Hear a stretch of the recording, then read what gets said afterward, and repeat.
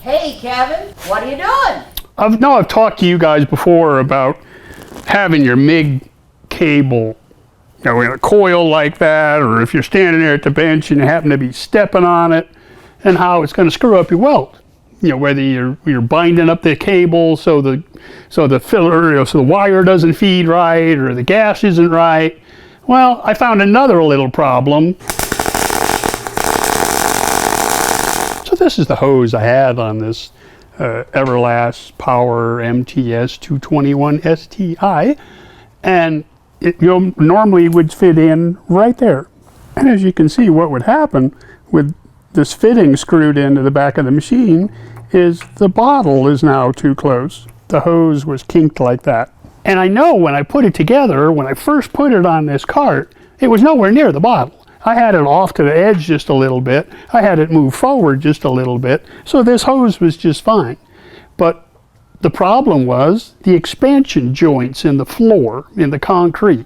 Moving this big cart around with these big machines hopping over the expansion joints, and the machine was moving around a little bit, and that caused it to move in, and the hose got kinked. I never saw it. I never paid any attention to it. I just come back and turn the bottle on and go to work.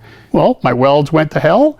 They were, I was only getting about half of the gas flow that I would normally need, and that's what it turned out to be, was a kinked hose. So how did I fix it?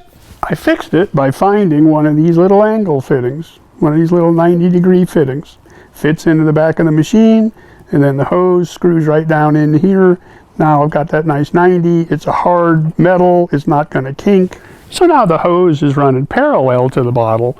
No danger of it getting kinked. And now I can move the machine back onto the cart rather than having the front feet hanging off. Put it back where it belongs. Everything's a little neater, a little tighter. It's not moving around quite so much. This is the bag that the fitting comes in. Here's the item number. And I found them over at arczone.com. Just typed in, angle fitting for gas line on welder or something like that, and these showed up. So just another little tip for you. Got a little gas problem, you're not getting quite the coverage you think. Look behind the machine. There might be a problem back there, and here's a good way to fix it. So I do appreciate you guys watching, and reach down there and hit that subscribe button for me if you haven't, and I'll see y'all next time.